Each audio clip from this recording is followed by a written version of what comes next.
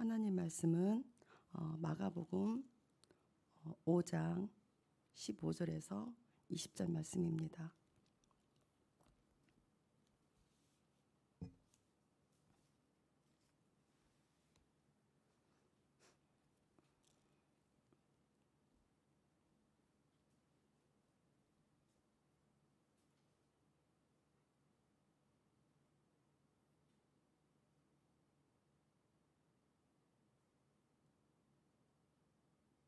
자, 다 같이 봉독하시겠습니다. 시작.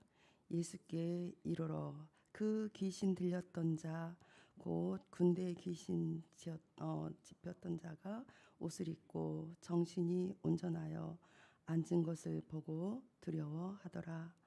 이에 귀신 들렸던 자가 당한 것과 돼지의 일을 본 자들이 그들에게 알림해 그들이 예수께 그 지방에서 떠나시기를 간구하더라. 예수께서 배에 오르실 때에 귀신 들렸던 사람이 함께 있기를 간구하였으나 허락하지 아니하시고 그에게 이르시되 집으로 돌아가 주께서 내게 어떻게 큰 일을 행하사 너를 불쌍히 여기신 것을 내 가족에게 알리라 하시니 그가 가서 예수께서 자기에게 어떻게 큰 일을 행하셨는지를 대가몰리에 전파하니 모든 사람이 놀랍게 여기더라. 아멘.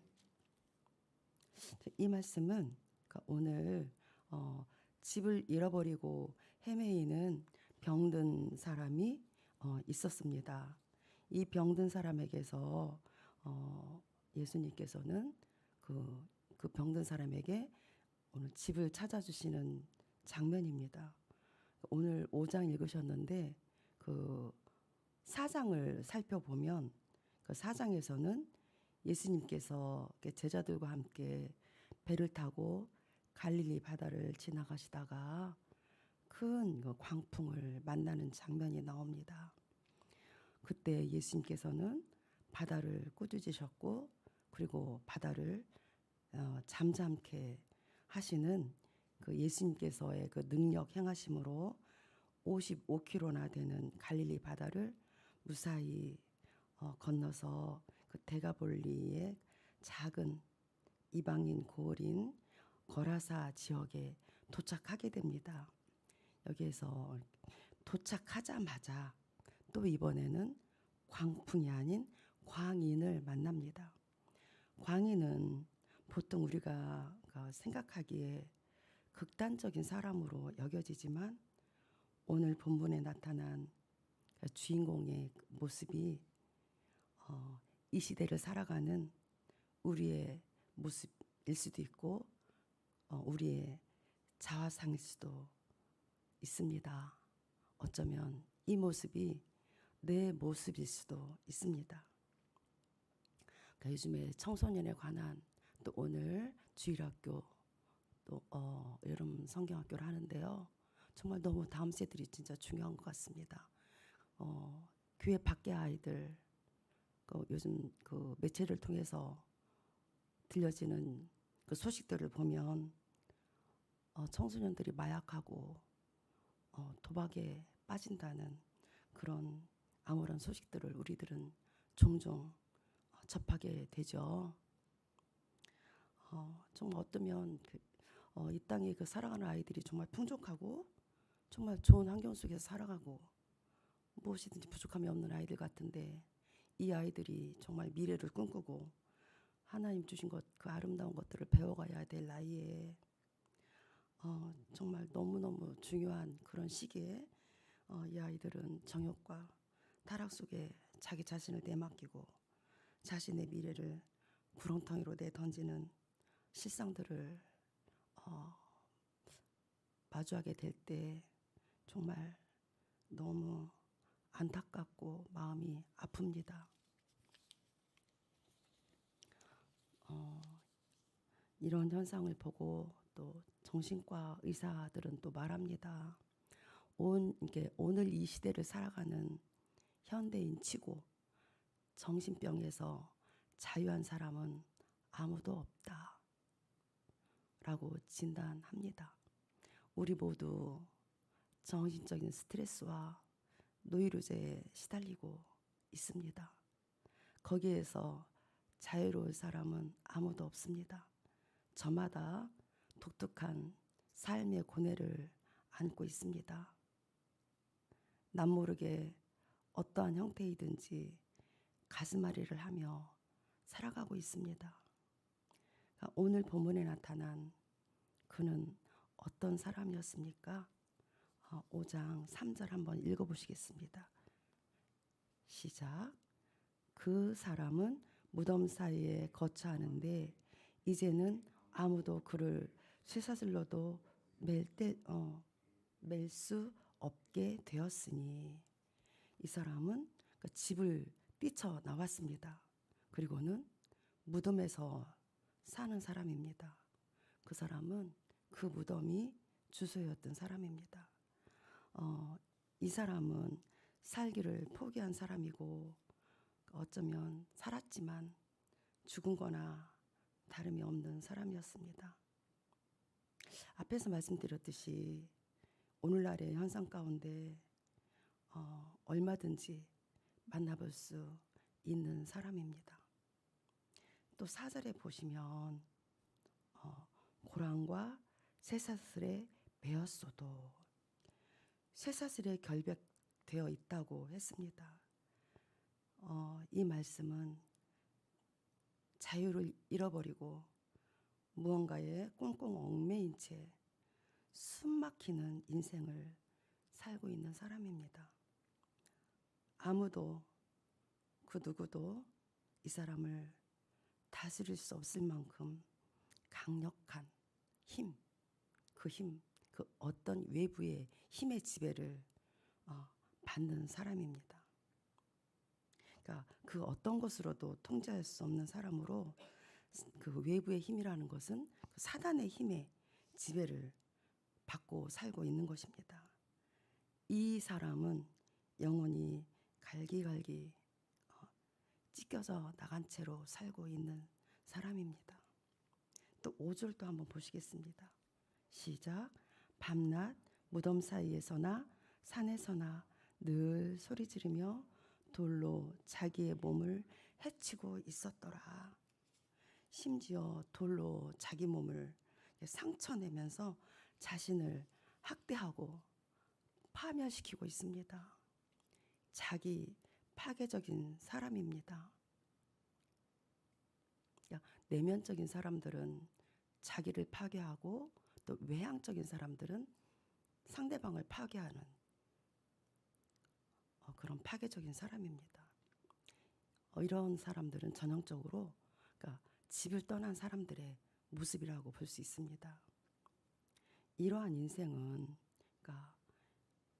다시 말씀을 드리자면 영혼의 집인 하나님의 품을 떠난 죄인들이 맞이할 수밖에 없는 최후라고 생각합니다.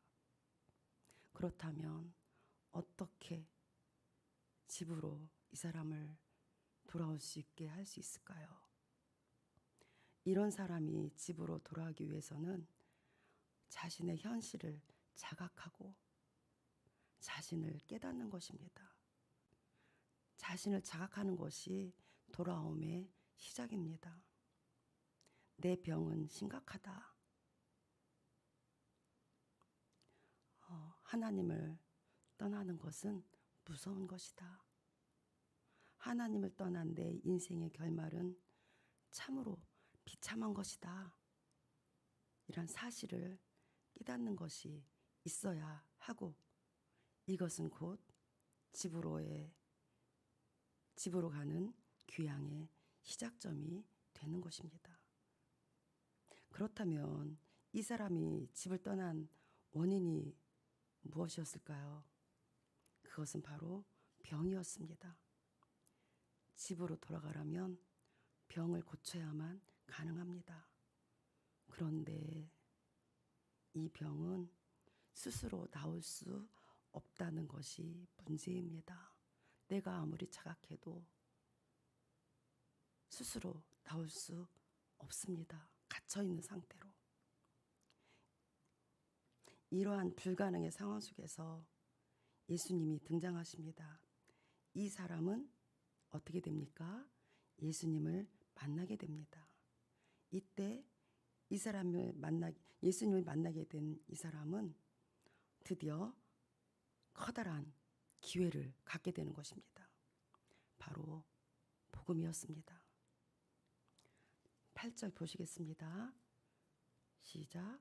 이에 예수께서 이미 그에게 이르시기를 더러운 귀신아 그 사람에게서 나오라 하셨습니다.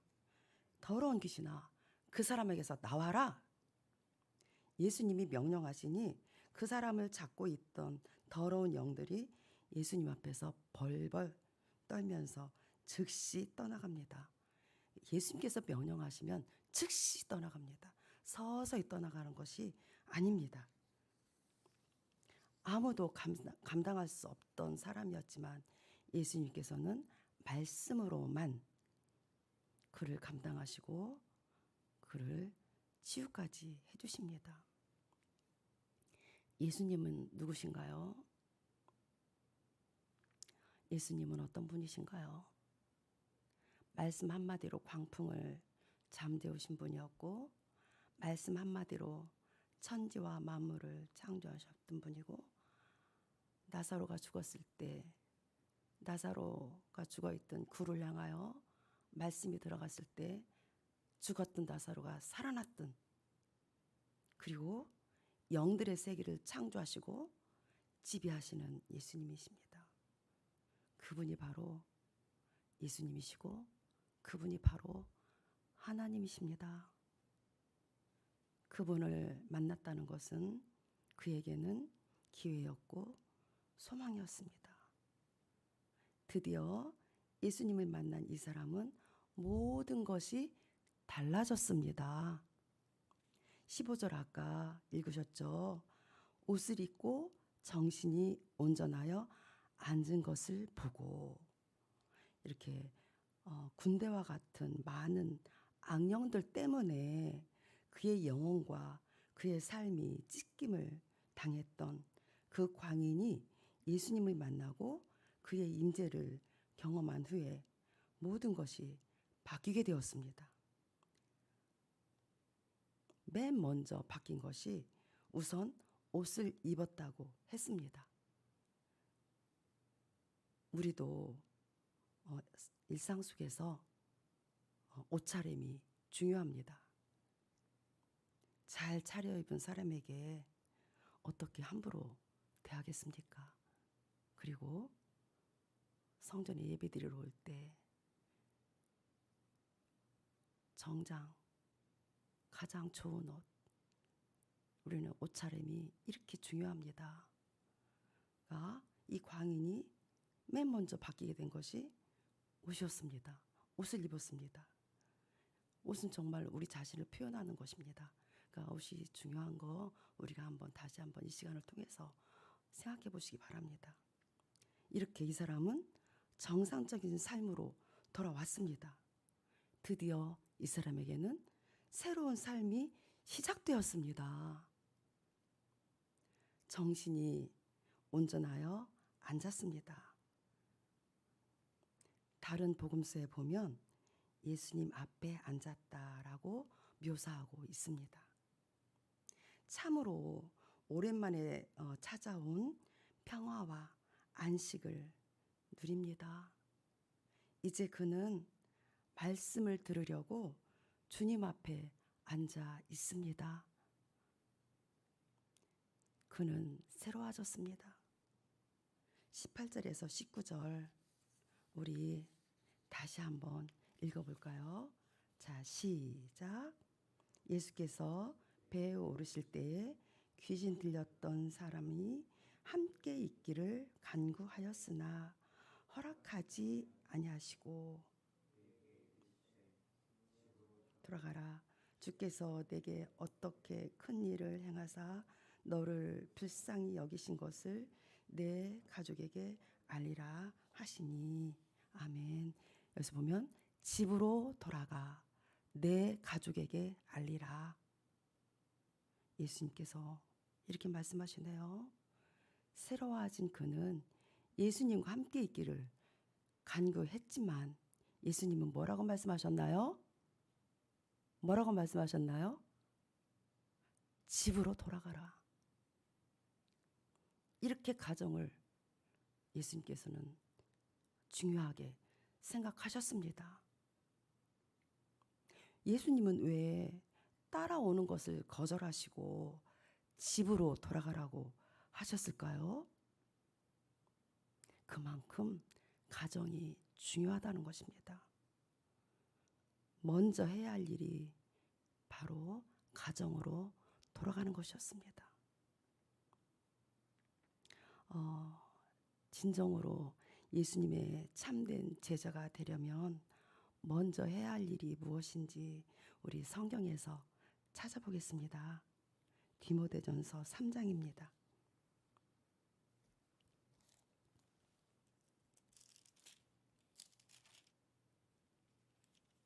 자, 1절에서 5절 말씀 같이 천천히 읽으시겠습니다. 시작. 미쁘다 이 말이여 곧 사람이 감독의 직분을 얻으려 함은 선한 일을 사모하는 것이라 함이로다.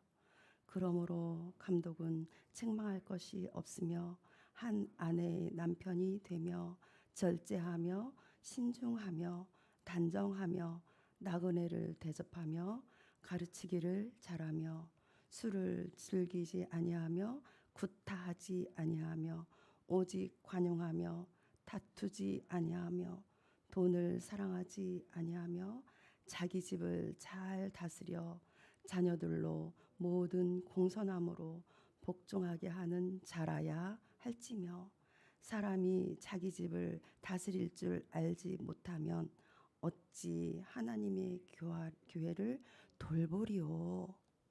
아멘. 이렇게 교회의 지도자나 감독이라고 했는데 우리 모두를 말씀하시는 것입니다. 여기서 보면 우리 모두 하나님의 자녀로서의 그 자질을 말할 때, 특히 집사를 말할 때 성경은 일관되게 강조하시는 것이 한 가지 너무나 중요한 교훈입니다. 자기 집을 잘 다스리는 자라야 한다는 것입니다. 다시 말하면 내 집에 하늘나라가 임하고 주님의 다스리심이 있고 복음의 영광이 나타나야 내가 밖에 나가서도 외칠 수 있지 않겠느냐는 주님의 말씀입니다.